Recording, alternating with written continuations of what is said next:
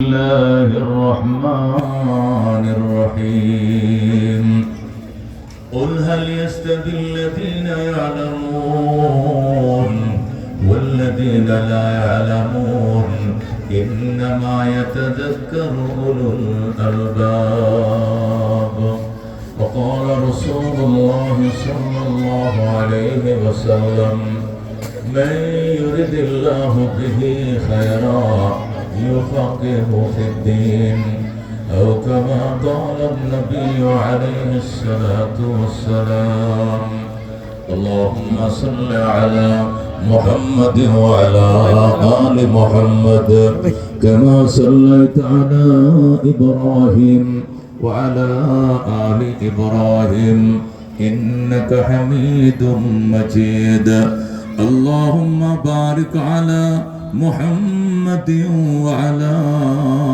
آل محمد كما باركت على إبراهيم وعلى آل إبراهيم إنك حميد مجيد الرشيد الهوى نوراني مدرسة بني الشيخ এর আয়োজনে ঐতিহাসিক ওয়াজ ও দোয়ার মাহফিলের সম্মানিত সভাপতি টাঙ্গাইলের আলেম ওলামাদের মুরব্বী আমাদের মাতার তাজ দুলেশ্বর জামিয়ার মহাপরিচালক আল্লামা আব্দুল আজিজ সাহেব দামাত বরকাতুহুল আলিয়া মঞ্চে উপবিষ্ট আছেন এলাকার বরেণ্য ওলামায়ে কেরাম মুরব্বিয়ানে আযম শিক্ষিত সমাজ। টাঙ্গাইল তো শিক্ষার হার সারা বাংলাদেশের মধ্যে এক নম্বর। এমন অনেক বিএসসিদের সাথে আমার আরো 20 বছর আগের থেকে পরিচয় মহব্বত আছে, যাদের বাড়ি ঘর এখানে। আমার উল্লেখযোগ্য সালাম বিএসসি সহ বেশ কয়েকজন। যখন ওয়াজ নতুন করা শিখছিলাম, নতুন নতুন ওয়াজ করতাম ইয়ং বয়সে, 2.5 ঘন্টা 3 ঘন্টা বয়ান করতাম এসে। সেই সময় এই এলাকায় আমার ওয়াজের ঢেউ উঠতো, কথা কোন ঠিক কিনা?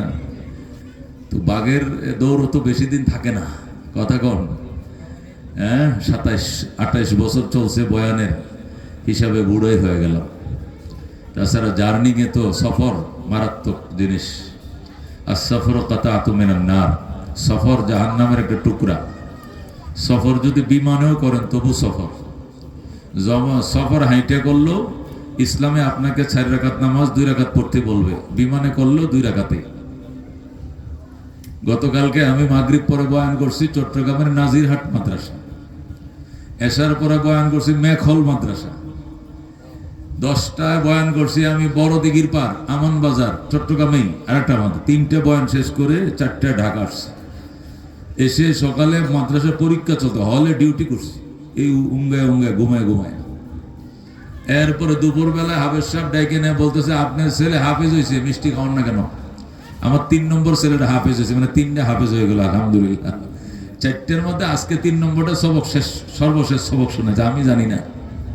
তাড়াতাড়ি দোকান থেকে কিছু মিষ্টি আনলাম, আইনা একটু দোয়ার অনুষ্ঠান করলাম যে পাগড়ি যখন দিবে মাদ্রাসার জলসায় ওই সময় আনুষ্ঠানিক হবে না, আপাতত একটু মিষ্টি খাওয়াই দিয়া এরপর এদিকে বের হইলাম। চট্টগ্রামে কালকে 3টা প্রোগ্রাম করে আজকে বানিয়াসিটে, বুঝেন অবস্থা। এর আগের দিন ছিলাম রংপুর জুমাপাড়ায়, উত্তরবঙ্গের সবচেয়ে বড় মাদ্রাসা। সেখানে আমি আল্লামা হেফজুর রহমান সাহেব, বহু বরেণ্য উলামায়ে কেরাম, মুফতি মনসুর সাহেব আর অনেকরা ছিলেন ঢাকার থেকে, আমি ছিলাম। সেখান থেকে চিটাং থেকে এখানে কালকে মাহফিল মামেসিং, এভাবে প্রতিদিন চলছে সফর। আল্লাহ সুস্থ রাখুক, যেরকম আমিন। আল্লাহ দিনের খেদমতের নিয়তে বিনিসবাতে দাওয়াত তাবলীগ আল্লাহ কথা বলার তৌফিক দীর্ঘদিন দান করুক, যেরকম আমিন। যাদের কান পর্যন্ত মাইকের আওয়াজ যাচ্ছে, আপনি চিনেন আব্দুল আজিজ সাহেব হুজুর, চিনেন? কি জিনিস, টাঙ্গাইলের কত বড় রতন। হুজুর আইসা বসে আছেন আর আপনারা এখনো চায়ের দোকানে। এটা হইতে পারে না, আপনারা আগে বসেন, আরো এই জায়গা পূরণ করেন, সামনে আসেন, আরো সামনে বসেন, মেহরবানি করে সামনে আসেন একটু। রাস্তাঘাটে দোকানপাটে যারা আছেন আলেম ওলামারা, হয়তো হুজুরের ছাত্র হবেন, নাহলে হুজুরের ছাত্রের ছাত্র, নাতি ছাত্র, ফতি ছাত্র হইবেন। হুজুরের সম্মানার্থে একটা ছাত্র বাহিরে থাকবে না, সমস্ত তালিবে ইলম ভিতরে এসে বসে পড়ো। আজকের মাহফিল কানায় কানায় ভরা যাবে ইনশাআল্লাহ। আল্লাহ কবুল করেন, জোরে করে আমিন।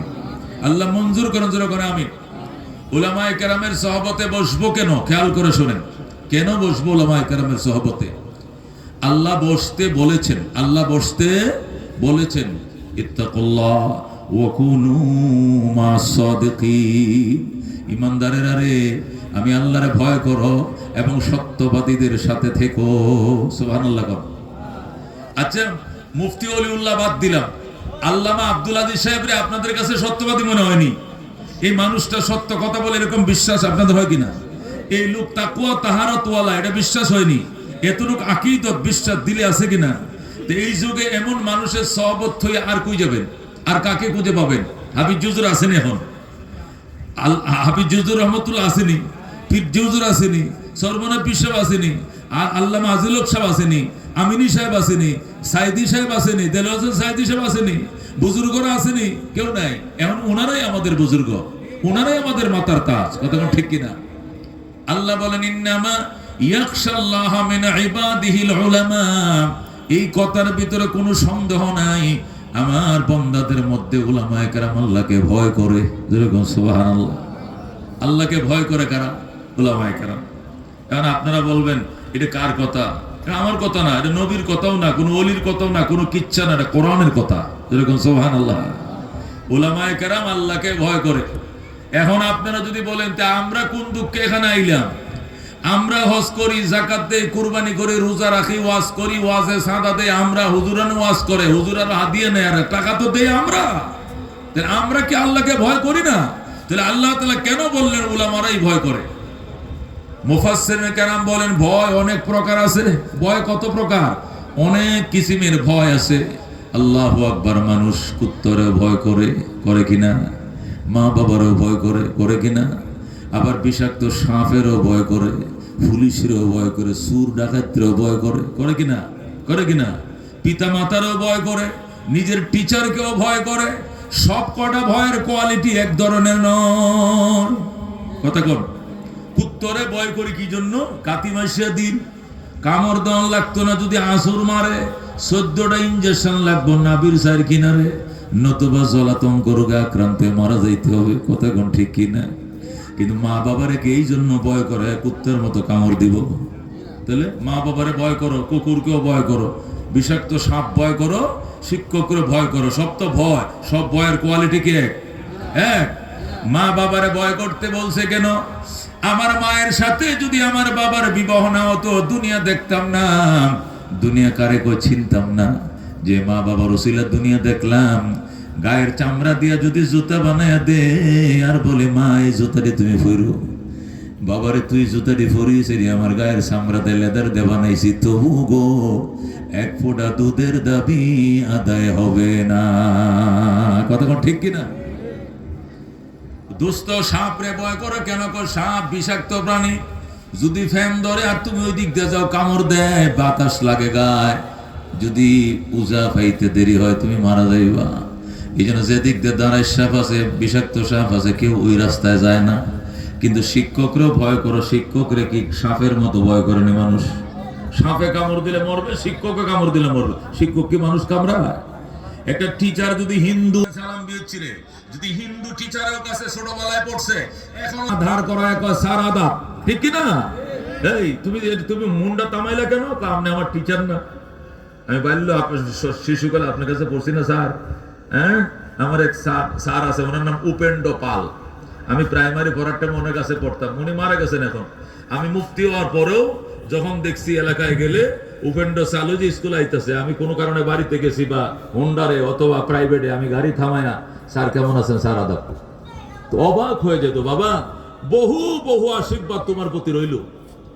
কি আশীর্বাদ তোমাকে করবো? আমি হিন্দু ধর্ম অনুযায়ী আমি সর্বোচ্চ আশীর্বাদ তোমাকে দিলাম। সুবহানাল্লাহ। তুমি টিচারকে এই সম্মানটা করলা, তুমি গাড়িটা থামাইলা এবং নেমে তুমি আমার হাত মিলাইলা আর বললা দাদা আদা, স্যার আদা। এটা হলো টিচারের সম্মান। কথা কোন ঠিক কিনা? কারণ আমি আলিফ বা জানতাম না, শরীয় সরা জানতাম না, এবিসিডি জানতাম না। দেখছেন পোলাপানগুলো ইংরেজি লেখছে, হ্যাঁ কি সুন্দর লেখা দেখছেন। কম্পিউটারের যুগে স্কুল কলেজে লেখা জানেন কি? তেলা পোকার মতো আঁকিয়া তয়, নিজেই পড়তে পারতো না কি লিখছে। একমাত্র সুন্দর লেখা এখন নুরানিতে একমাত্র শিক্ষা দেওয়া হয়। কথা ঠিক কিনা? মেট্রিক পাসের ছেলেরা কিচ্ছু লিখতে পারে না। ওই দিন ফেসবুকে দেখলাম এই এসএসসি পরীক্ষার রেজাল্ট ফেসবুকে দিছে, এক ছাত্র লেখছে, স্যার এই যে খাতা আপনার কাছে দিয়ে, মানে ফেসবুকে সে যে লেখছে স্যার আমি আজকে অনেক ব্যস্ত ছিলাম, এই জন্য প্রশ্নের কোনো উত্তর দিতে পারি নাই, শুধু আমার নাম সাগর, এর নাম সাগর লিখে দিলাম, আর আপনি আমাকে একটু হোয়াটসঅ্যাপ নম্বরটা দিয়ে দেন, আমার যা লেখা আমি হোয়াটসঅ্যাপে আপনার নামে পাঠিয়ে দিব। সে স্যারের সাথে এরকম বিকটাই করছে, সে লেখছে স্যার আমি প্রশ্নের উত্তর সাবজেক্ট আমি কিছুই লিখতে পারলাম না, শুধু নাম দস্তখত লিখে খাতা জমা দিলাম, আর আপনি ডট ডট করে হোয়াটসঅ্যাপের একটা এভাবে একটা দিয়েছে, আপনি হোয়াটসঅ্যাপ নম্বরটা আমাকে দিয়েন, আমার 3 প্রশ্নের উত্তর হোয়াটসঅ্যাপে আপনার নামে আমি পাঠিয়ে দিব। এরপর আমি লিখতে পারলাম, মানে সে কতটা বিকটাই করছে সে একটা টিচারের সঙ্গে, টিচারে আবার মনের খুবে তার প্রশ্নের উত্তরটা আবার ফেসবুকে দিয়ে দিছে। আমি নিজে পড়ছি এটা ফেসবুকের মধ্যে, যেরকম নওয়াজবিল, মানে নীতি নৈতিকতা এবং শিক্ষা দীক্ষার কি যে চরম অবক্ষয় ঘটেছে এটা বলা বাহুল্য। আমার পাশেই আইডিয়াল স্কুল, বনশ্রী আইডিয়াল, আমার মাদ্রাসা পাশাপাশি, টিচারদের জন্য যায়, আমরা কওমি মাদ্রাসা রাত দিন 24 ঘন্টা ভরাইয়া গড় ফাঁস আমরা 71-72 আনতে 12টা বাজে যায়, তোমরা গড় ফাঁস 85, আর গোল্ডেন প্লাস এ প্লাস ওই প্লাস এর তো কোনো অভাব নেই। ঘটনাটা কি কত চাকরি থাকবে, গোল্ডেন না দিলে চাকরি থাকবে? একটা ছেলে ভর্তি হয় 2 লাখ 2.5 লাখ টাকা খরচ করে, এরপরে 6টা 7টা সাবজেক্টে প্রতি সাবজেক্টে 5,000-6,000 টাকাতে কোচিং করায়, বাবার ইনকাম সব শেষ ছেলের পিছে, এই ছেলে যদি ফেল করে মাও স্ট্রোক করবো, বাবা হাসি গায়ে মরবো, আমারও চাকরি দেব, এই জন্য যাই লেখছে টেকছে এইটা তোর পড়ি না, নম্বর ঠিক মতোই দিয়ে দিই। এইগুলো চলছে এখন, এইগুলো চলছে দোস্ত। অথচ দেখছেন নুরানি ছেলেদের লেখা টাইপের মতো, আল্লাহু আকবার, শিশু উপর করা দেখলে নাক দিয়ে এখন দুধ বাইরিব, মার দুধ খাইছিল, সেও কত সুন্দর করে লেখছে কি আই রিড ইন ক্লাস 1, আমি প্রথম শ্রেণীতে পড়ি, এটা সে ইংলিশে কি সুন্দর লিখে দিয়েছে, আল্লাহু আকবার। দোস্ত উলামায়ে কেরাম এমন এই জিনিস, এই জন্য আল্লাহ বলছেন উলামায়ে কেরামে আল্লাহকে ভয় করে, ভয় করে মানে আল্লাহকে ভয় করার যে কোয়ালিটি, ভয়ের তো বাবার ভয় এক ধরনের, মার ভয় আরেক ধরনের, সাপের ভয় এক ধরনের, কুকুরের ভয় আরেক ধরনের, টিচারের ভয় আরেক ধরনের, কথা ঠিক কিনা, পুলিশের ভয় আরেক ধরনের, সুর ডাকাতের ভয় আরেক ধরনের, আল্লাহর ভয়টা অন্য ধরনের, কথা ঠিক কিনা। সুতরাং আল্লাহকে কিভাবে ভয় করলে আল্লাহ খুশি হয় এটা মৌলবীরা জানে, মৌলবীরা মানে, সুবহানাল্লাহ। এই জন্য আল্লাহ বলছেন ইন্নামা ইয়াখশাল্লাহা মিন ইবাদিহিল উলামা, নিঃসন্দেহে আল্লাহ তাআলাকে উলামায়ে কেরামই ভয় করার মতো করে। আল্লাহু আকবার। হ্যাঁ দোস্ত, আমার এক বন্ধু মানুষ 2014 সালে 1 জানুয়ারি নির্বাচন হলো, তো নির্বাচনের আগের দিন রাত্রে তো অনেক কেন্দ্রে আগুন জ্বালাই দিছে, তা আমগো কেন্দ্রের মধ্যে স্কুলে আগুন দিয়ে দিছে আর কি, কেন্দ্রের মধ্যে আগুন জ্বালাই দিছে, আওয়ামী লীগের নির্বাচন আর কি, এই যে পাতানো নির্বাচন গুলো।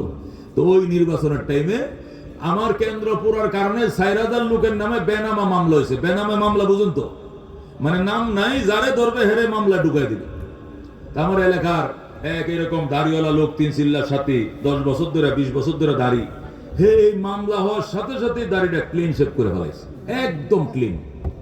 আমার তো মাথা নষ্ট, ভাই কি কাজটা করলেন? হুজুর শিবির কইয়া শুধু মামলা ঢুকাইতেছে, আওয়ামী লীগ সব শিবির বলে মামলা দিতেছে, দাড়ি রাখছে পরে, আমি তো করি আওয়ামী লীগ, কিন্তু শিবির মনে করে তো মামলা ঢুকাইয়া দেয়, এই জন্য মামলাতে বাঁচা বেশি না দাড়ি বেশি, দাড়ি বাদ দেন কাইটা লাইছি, আগে মামলাতে বাঁচতে হবে, যেরকম নাউজুবিল্লাহ।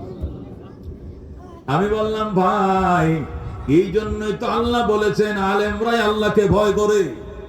আমার শুধু মামলা নয়, যদি ফাঁসিও হতো আমি ফাঁসির কাস্টে হেসে হেসে দাঁড়িয়ে যাইতাম, তবু আমি পয়গম্বরের কলিজায় খুর লাগাইতাম না, কথা ঠিক কিনা। তুমি একটা সামান্য মামলার ভয়ে আওয়ামী লীগের আমলে আওয়ামী লীগের হয়েও তুমি দাড়ি ডাকাইতে দিলা কেন? শিবির সন্দেহ করে মামলা ঢুকাই দিবে, 6 মাস জামিন নাই, শেখ হাসিনার ডাইরেক্ট নির্দেশ, এই ধরে তুই দাড়ি কাটলি, কাজটা কি করলি তুই?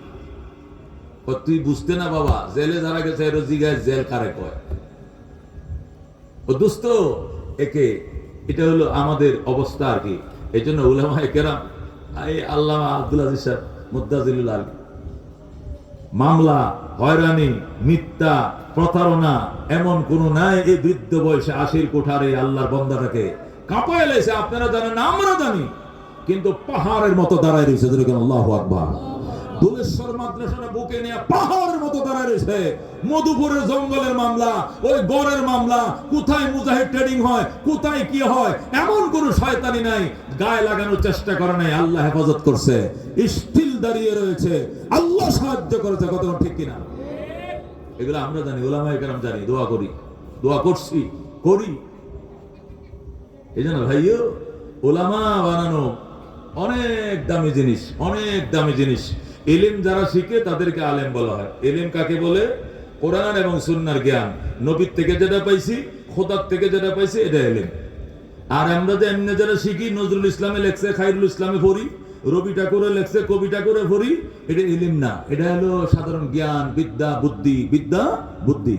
আমি হব সকাল বেলার পাখি, সবার আগে কুসুমবাগে উঠবো আমি ডাকি, সূর্যি মামা জাগার আগে উঠবো আমি জেগে, হয়নি সকাল ঘুমো এখন মা বলবেন রেগে। লেখছে জসিমউদ্দিন। আমি করিমউদ্দিনে ফললে এটা কি হইলো? এলেম হইল না বিদ্যা হইল? বিদ্যা, এলেম নয়। এলেম কি? আলহামদুলিল্লাহি রাব্বিল আলামিন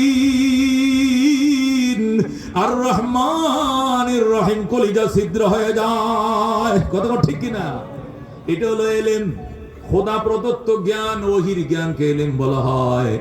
মানুষে লেখে, এক মানুষে লেখে, আরেক মানুষে পরে ডেকে বিদ্যা বলা হয়। বেশ কম আছে না? নাই? দুইটার মধ্যে বেশ কম আছে কিনা? এলেমের বাড়ি আরশে আজিমে, লৌহে মাহফুজে, আর দুনিয়ার বিদ্যা বুদ্ধির বাড়ি হলো জমিনে। কথা কোন ঠিক কিনা? ঠিক কিনা? এলেম কাকে বলা হয়? এই জ্ঞানকে এলেম বলে যে জ্ঞান জ্ঞানীকে পাহারা দেয়। কিন্তু দুনিয়ার বিদ্যা জ্ঞানীকে পাহারা দিতে পারে, নাও দিতে পারে। কথা ঠিক আছে কিনা?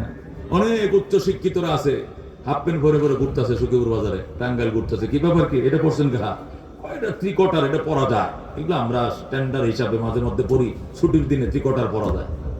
আল্লাহু আকবার।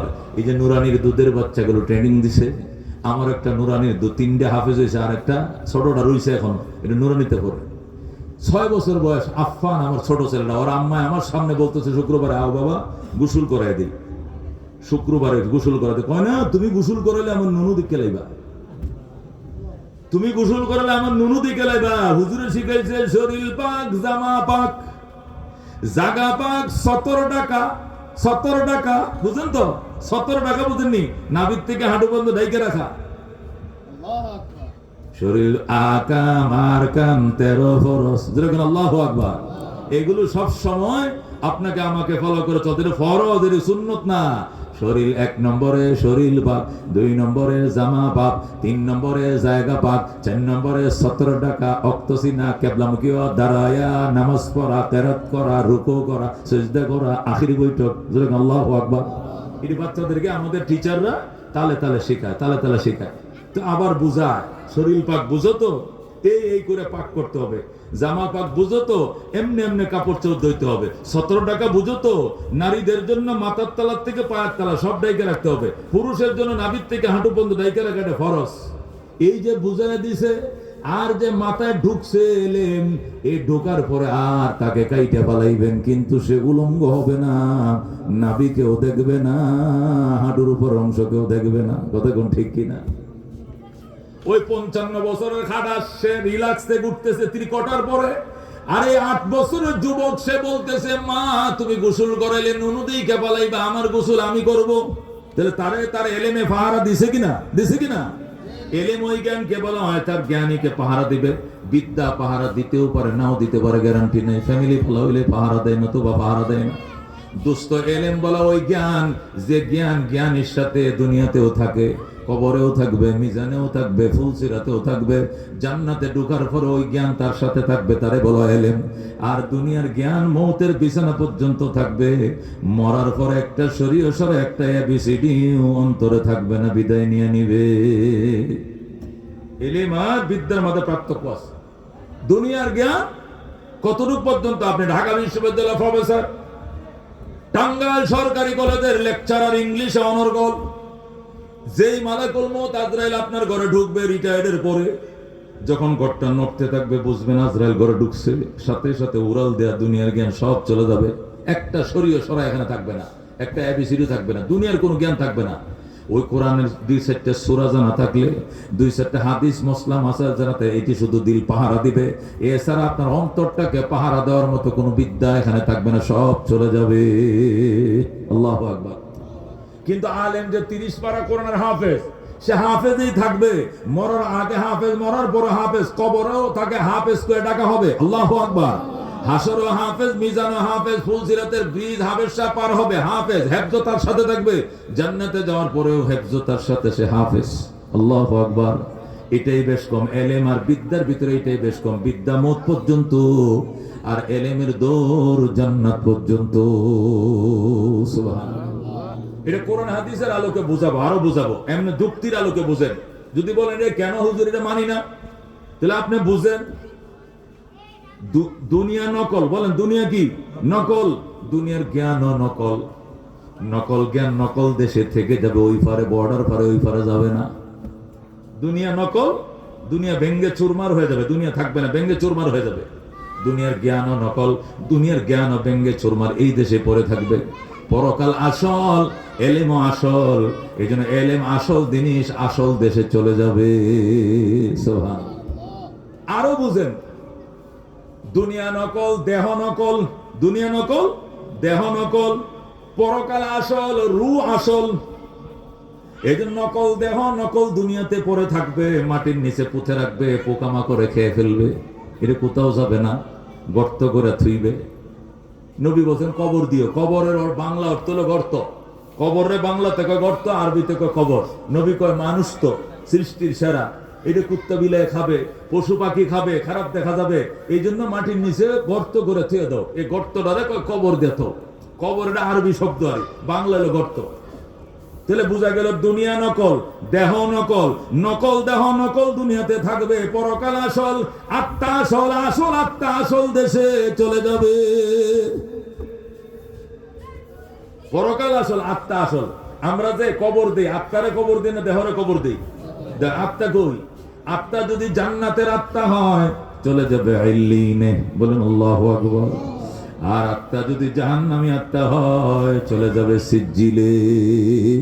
সিজ্জিল জাহান্নামের এরিয়ার ভিতরে একটা জায়গা, সেখানে সমস্ত আত্মাগুলো একত্রিত হবে।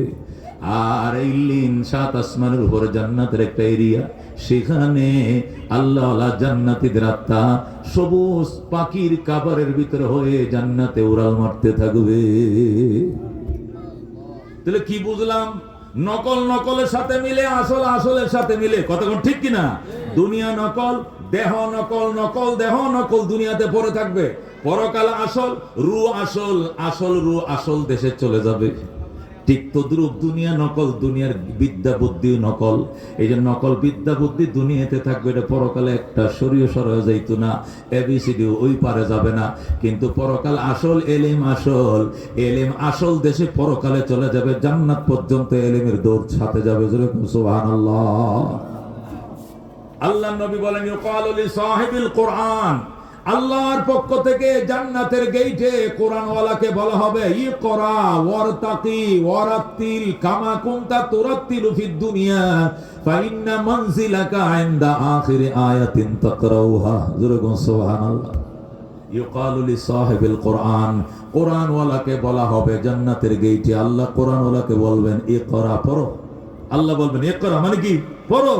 ওয়ারতাকি, চড়ো, পড়ো, আর সিঁড়িতে উপর উঠো, তালা বাও, এক একটা আয়াত পড়বা, এক একটা তালায় উঠবা। ইকরা ওয়ারতাকি, আল্লাহ জান্নাতের গেইটে বলবেন এবার কোবার কোরআন পড়ো আর উপরে চড়ো, পড়ো আর চড়ো, পড়ো আর চড়ো। আমি কত তালায় উঠবো? আল্লাহ বলবেন ফাইন্না মানজিলাকা ইনদা আখিরি আয়াতিন তাকরাউহা, তোমার তালার গণনা ওখানে শেষ হবে, আয়াতের গণনা যেখানে শেষ হবে। সুবহানাল্লাহ। তুমি যদি পড়ো 6666 আয়াত, তুমি উঠবে 6666 তলায়। সুবহানাল্লাহ। রাজিনা কিসমাতাল জব্বার ফিনা লানা ইলমুন ওয়ালিল আদায়ে মালো ফাইন্নাল মাল লা ইয়াফনা আন করিবিন ওয়া ইন্নাল ইলমা يبقى لا يزال لقد زان البلاد ومن عليها إمام المسلمين أبو حنيفة فما في المشرقين له نذير ولا في المغربين ولا بكوفة مرحبا এই জন্য দোস্ত বলতেছিলাম কোরআনটা জান্নাতে যাবে কেমনে যাবে জান্নাতে কয় দেহটা হলো নকল দেহটা কি নকল এটা হলো মোবাইলের মতো আর আত্মাটা হলো আসল আত্মাটা হলো সিমের মতো মোবাইলের ভিতরে সিম কার্ড থাকে না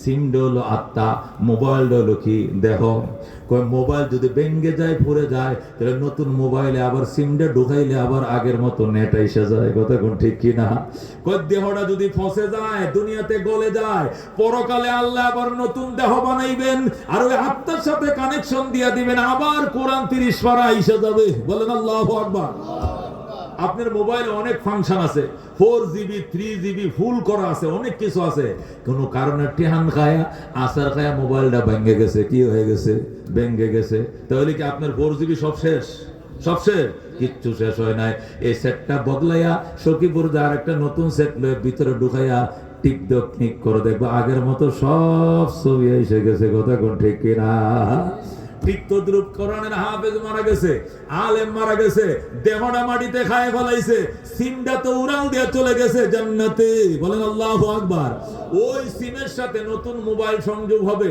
মানে নতুন দেহ আরেকটা আল্লাহ সেখানে বানায় ওই দেহর মধ্যে আবার সিমটা ঢুকায় দিবে আত্মাটা ঢুকায় দিবে ঢোকানোর পর যখন ক্লিক করবে আবার 30 পারা কোরআন আসবে বলবে তাহা মা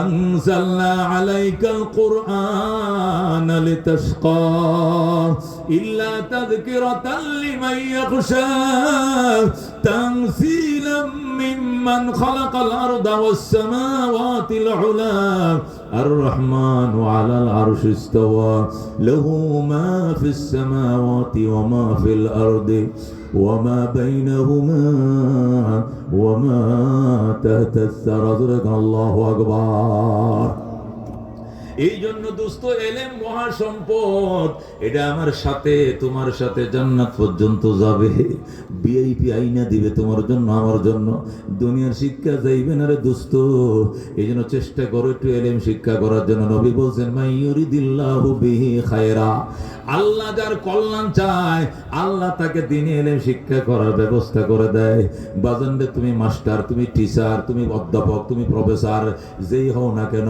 একটা সন্তানরে আলেম বানাও হাফেজ বানাও জানাজারা যেন পড়াইতে পারে আলেমের বড় মর্যাদা আল্লাহর কাছে কথা কোন ঠিক কিনা আল্লাহর হাবিব সাল্লাল্লাহু আলাইহি ওয়াসাল্লাম মক্কা শরীফ যখন আল্লাহর কোরআন নাযিল হওয়া শুরু হলো এলেম যখন নবীর সিনার ভিতরে ঢোকা শুরু হইল এলেম যখন নবীজির সিনায় ঢুকতে শুরু হইল আল্লাহ নবী সিনিয়র সাহাবীদেরকে নিয়ে পরামর্শ বলুন সাহাবায়ে কেরাম এই যে কোরআন আসতেছে এগুলো আমি চর্চা করানোর দরকার নতুবা ভুলে যাইবা লেখা রাখার দরকার মুখস্থ করার দরকার নতুবা ভুলে যাইবা এই জন্য তোমরা আমার একটু জায়গা দাও আমি মাদ্রাসা বানাবো আমার জায়গা দাও সাহাবায়ে কেরাম 80-82 জন সাহাবী নিয়ে নবী বসছে জায়গা কালেকশনের জন্য আর রশিদ হাওয়া মাদ্রাসা বানাবে আল্লাহু আকবার নবীজি সিনিয়র সাহাবীদেরকে নিয়ে মক্কায় বসলেন আমার একটু জায়গা দাও কেন আমার উপর যে কোরআনের আয়াতগুলো আসতেছে এগুলো আমার শিখাইতে হবে এগুলো চর্চা করতে হবে না হলে ভুলে যাইবে তোমরা এগুলো লেখা রাখতে হবে আল্লাহ নবী বললেন যখন জায়গা দাও নবীজির দুঃসম্পর্কে ফুফাতো ভাই হযরত যায়েদ ইবনে আরকাম রাদিয়াল্লাহু তাআলা আনহু লাভ দিয়ে দাঁড়ায় কয় ইয়া রাসূলুল্লাহ হাবিবাল্লাহ আমি যায়েদ ইবনে আরকাম আপনার আত্মীয় লাগি আমি আমার বাবা আরকাম ইবনে আবিল থেকে একটু জায়গা পাইছি এই জায়গাটা আপনার মাদ্রাসার জন্য দিয়া দিলাম আপনি এখানে মাদ্রাসা বানান আলেম তৈরি করেন বলেন আল্লাহু আকবার যায়েদ ইবনে আরকাম রাদিয়াল্লাহু তাআলা আনহু সফা পাহাড়ের পাশে সফা মারওয়া দুটো পাহাড় আছে যারা মক্কা মদিনা গেছেন দেখছেন কিনা সাফা মারওয়া সাই করে ওই সফা পাহাড়ের পাশে হযরত যায়েদ ইবনে আরকামের একটু জায়গা ছিল এটা কিনে নাই ওনার বাপের থেকে ওয়ারিশ সূত্রে তরখা সূত্রে পাইছে এই জায়গাটা নবীর হাতে দিয়ে হুজুর এখানে আলেম বানানোর কারখানা বানান আলেম হাফেজ বানানোর ফ্যাক্টরি বানান মাদ্রাসা বানান সুবহানাল্লাহ আল্লাহর হাবিব শরীফ 13 বছর পর্যন্ত এই দারে আরকামকে মাদ্রাসা বানাইয়া মক্কা শরীফ মাদ্রাসা বানায় হাজার হাজার সাহাবীদেরকে আলেম বানাইছে, শত শত সাহাবীদেরকে কোরআনের হাফেজ বানাইছে। 13 বছর পরে নবীজি হিজরত করে মদিনায় চলে যান। মদিনা শরীফ যায় মসজিদে নববী বানাইলেন। মসজিদে নববীর কোণার মধ্যে আবার মাদ্রাসা তো সোফা বানাইলেন। সেখানে 80-82 জন ছাত্র ছিল। খায়া না খায়া সেখানে পড়ে থাকতো, তারা নবীর থেকে ইলম শিখতো, হাদিস শিখতো। এইভাবে কওমি মাদ্রাসা নবী বানাইতে শুরু করলেন। মক্কাও বানাইলেন একটা, মদিনাও বানাইলেন কওমি মাদ্রাসা। এগুলো সরকারি আলিয়া নয়, কওমি মাদ্রাসা। এই দুইটা মাদ্রাসা শেষ, নবী দুনিয়াতে বিদায় নিলেন। 23 বছর হয়ে গেছে, নবী বিদায় হয়ে গেলেন। এরপর হযরতে আবু দারদা রাদিয়াল্লাহু তাআলা আনহু সিরিয়ার রাজধানী দামেস্কে আবু দারদা রাদিয়াল্লাহু তাআলা 3 নম্বর আরেকটা কওমি মাদ্রাসা বানাইলেন। সুবহানাল্লাহ। হযরতে আবু দারদার পরে হযরতে আব্দুল্লাহ ইবনে মাসউদ রাদিয়াল্লাহু তাআলা আনহু ইরাকের দ্বিতীয় রাজধানী কুফা নগরীতে কওমি মাদ্রাসার 4 নম্বর শাখা তৈরি করলেন। আল্লাহু আকবার। আব্দুল্লাহ ইবনে মাসউদ যখন 4 নম্বর মাদ্রাসা বানাইলেন, এটার দেখা দেখি হযরত আমর ইবনে আল-আস রাদিয়াল্লাহু তাআলা আনহু মিশরের রাজধানী কায়রোতে, মিশরের রাজধানী কোথায়? কায়রোতে কওমি মাদ্রাসার 5 নম্বর শাখা উদ্বোধন করলেন। সুবহানাল্লাহ। যখন আরবের মধ্যে মাদ্রাসার প্রসিদ্ধি হয়ে গেল, আল্লাহু আকবার হইতে হইতে আরবের মাদ্রাসা বানানোর হিরিক শুরু হয়ে গেল। আফগানিস্তানের বাদশা সুলতান মাহমুদ গজনবী, আফগানিস্তানের বাদশা সুলতান মাহমুদ গজনবী রহমতুল্লাহ আলাইহি গজনির মধ্যে দারুল উলুম গজনি তৈরি করলেন। এটা হলো 6 নম্বর মাদ্রাসা। সুলতান মাহমুদ গজনবী কওমি মাদ্রাসা 6 নম্বর শাখা বানানোর পর ইরাকের বাদশা নিজামউদ্দিন, তিনি ইরাকের রাজধানী বাগদাদে তার নামে মাদ্রাসা নিজামিয়া তৈরি করলেন। কি নাম? মাদ্রাসায়ে নিজামিয়া। মাদ্রাসা নিজামিয়ার নামে কওমি মাদ্রাসাগুলোকে দরসে নিজামির মাদ্রাসা বলা হয়। কওমি মাদ্রাসাগুলোকে কেউ বলে দেওবন্দি দারার মাদ্রাসা, আর কেউ বলে কি দরসে নিজামির মাদ্রাসা, বলে কি না? দেওবন্দি, দেওবন্দ থেকে এই জন্য দেওবন্দি দারার মাদ্রাসা, অথবা কি বলে হ্যাঁ দরসে নিজামি। দরসে নিজামি মানে ওই যে বাদশা নিজামউদ্দিন, তিনি ইরাকে মাদ্রাসা নিজামিয়া তার নামেই বানাইছিলেন। ওই এখানে এই মাদ্রাসা নিজামিয়াতে কোটি কোটি আলেম হইছে। আল্লাহু আকবার। বরেণ্য উলামায়ে কেরাম নিজামিয়াতে লেখাপড়া করা হয়েছে। উল্লেখযোগ্য 3 জন আলেম ছিলেন। একজনের নাম হুজ্জাতুল ইসলাম ইমাম গাজ্জালী রাহমাতুল্লাহ আলাইহি মাদ্রাসা নিজামিয়ার ছাত্র ছিলেন। পারস্য কবি, বিশ্বকবি শেখ সাদী রাহমাতুল্লাহ আলাইহি, তিনিও মাদ্রাসা নিজামিয়ার ছাত্র ছিলেন। বরফের মহিউদ্দিন আব্দুল কাদের জিলানী রাহমাতুল্লাহ আলাইহি, তিনিও সেই মাদ্রাসা নিজামিয়ার ছাত্র ছিলেন। যেরকম সুবহানাল্লাহ। বড় পীর সাহেব কোন মাদ্রাসার ছাত্র?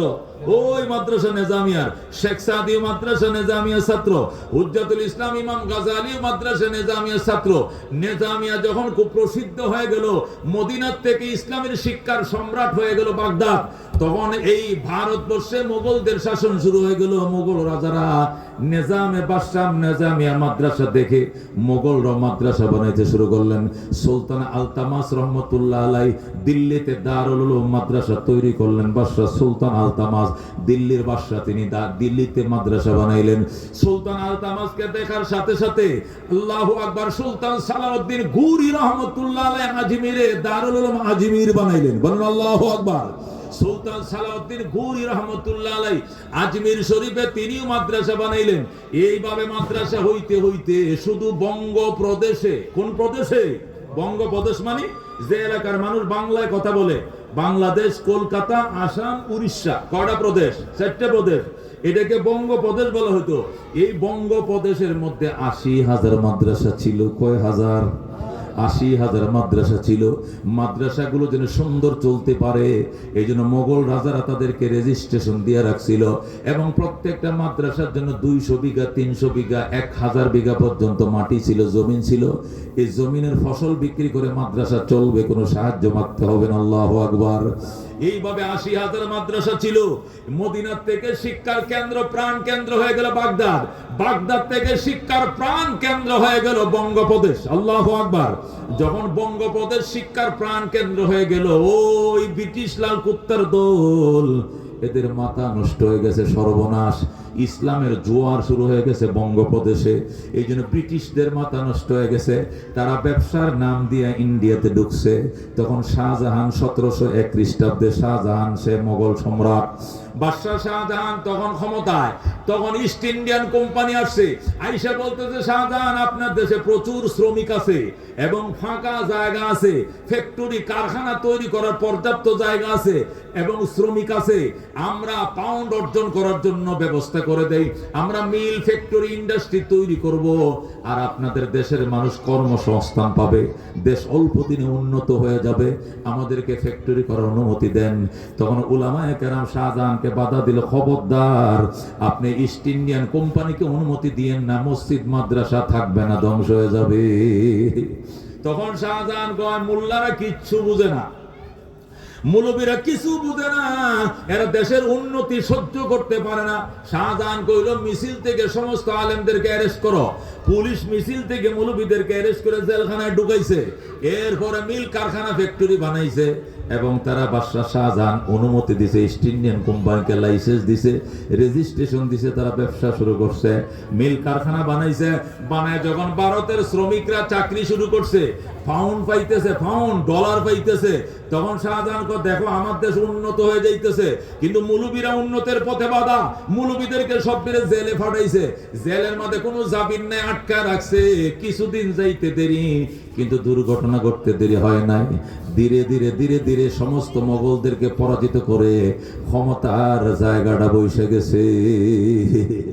প্রথম হয়েছে আইসা গো শাহজাহান সাহেব, আমরা যে দামি দামি হাজার হাজার কোটি টাকা খরচ করে আপনাদের মিল ফ্যাক্টরি বানাইলাম, নিরাপত্তা তো নাই। কেন? এই দেশের মুসলমান আমাদের বিরুদ্ধে মিছিল করে, কোন সময় দখল করে ফেলে, এই জন্য নিরাপত্তা আপনাদের দেশের সোলজারদের নিরাপত্তা হবে না, আমি আমাদের ব্রিটিশ থেকে নিরাপত্তা সৈনিক আনতে হবে। ঠিক আছে, আনো। জাহাজ বড়, স্টিমার বড় বড়, তারা দিল্লির ঘাটে আইনা লক্ষ লক্ষ সৈনিক আনছে, রাতের অন্ধকারে আইনা ফ্যাক্টরি পাহারা দেওয়ার নাম দিয়া পরে দেশ পাহারা দেওয়া শুরু করলো। ধীরে ধীরে মসনদে বসে গেল, টিপু সুলতান সহ সমস্ত সুলতানরা পরাজিত হলো, ব্রিটিশরা ক্ষমতায় বসে যায়। যেরকম নাউজুবিল্লাহ, ক্ষমতা বসতে দেরি, এবার মসজিদ মাদ্রাসা বানতে দেরি হয় নাই। ব্রিটিশ জেনারেল আসছে, আইসা বলতেছে আপনাদের এলাকায় মসজিদ কয়টা? 3টা। মন্দির কয়টা? মন্দির তো নাই। কেন? 2টা মসজিদ থাকবে, আর একটা মসজিদ ভেঙ্গে মন্দির বানান, এখানে হিন্দুরা আরাধনা করবে। একটা মসজিদ ভেঙ্গে মন্দির বানাইছে, যেরকম নাউজুবিল্লাহ, আর 2টা মসজিদ রাখছে। মুসলমান কি করবে? গুলির সামনে মাইনে নিছে কোনো মতে। কিছুদিন পরে আইসা বলতেছে হ্যাঁ কেন মসজিদ 2টা মন্দির একটা, বৈষম্য কেন? মসজিদও একটা থাকবে, মন্দিরও একটা থাকবে, আর একটা মসজিদ ভাঙবো, যেরকম নাউজুবিল্লাহ। এখন কি হলো? মসজিদও একটা, মন্দির একটা। আরে কিছুদিন পর আরেক জেনারেল হিসাবে বলতেছে না, এখানে তো হিন্দু সংখ্যাগরিষ্ঠ, মুসলিম সংখ্যালঘিষ্ঠ, এখানে মন্দির তো এখানে মন্দির থাকবে, মসজিদ তো থাকার দরকার নাই। যেখানে 2টা মন্দির থাকবে সেখানে একটা মসজিদ থাকলে চলবে, এই মসজিদ ভাঙো। 3 নম্বরটা ভেঙে ফেলছে, যেরকম নাউজুবিল্লাহ। কিছুদিন পর আইসা বলতেছে মসজিদ তো অনেক দূরে দূরে যায়, ইবাদত করলেই চলে, মুসলমান পুরা একটা উপজেলার মধ্যে একটা মসজিদ থাকবে, মন্দির ঘন ঘন থাকতে হবে। এইভাবে হিন্দুদেরকে খুশি করার জন্য একদম মুসলমানদেরকে জুতার বাড়ি দিল, আর এই সম্রাটদেরকে পরাজিত করলো। মসজিদ মাদ্রাসা 80,000 মাদ্রাসা সব কটাকে ধ্বংস করে ফেলছে, যেরকম নাউজুবিল্লাহ। কতটা ছিল মাদ্রাসা? 80,000, একটাও নাই। শুরু হয়ে গেল আন্দোলন। ওই দারুল দিল্লি, দারুল আজমিরের উলামায়ে কেরাম যারা তুমুল সংগ্রাম শুরু করলো, ব্রিটিশদের আস্তানা জ্বালিয়ে দাও, পুড়িয়ে দাও। ব্রিটিশের বিরুদ্ধে যখন তুকুর আন্দোলন শুরু করলো উলামায়ে কেরামকে গাছে গাছে ফাঁসি দেওয়া শুরু করলো। রাস্তার পাশে যতটা গাছ আছে প্রত্যেকটা গাছের মধ্যে এক একজন মৌলবীকে ফাঁসি দাও, এছাড়া এদের আন্দোলন থামান যাবে না। যত ফাঁসি দিচ্ছে এত আন্দোলন আরো বিকট রূপ ধারণ করছে। আল্লাহু আকবার। যখন কোনোভাবে আন্দোলন থামাইতে পারতেছে না, তখন ব্রিটিশ গভর্নরের নাম ছিল লর্ড ওয়ারেন হেস্টিংস। ওই লর্ড ওয়ারেন হেস্টিংস তখন কি করলো? সে লন্ডনে গেলেন, যায় অনুমতি আনলেন যে অন্তত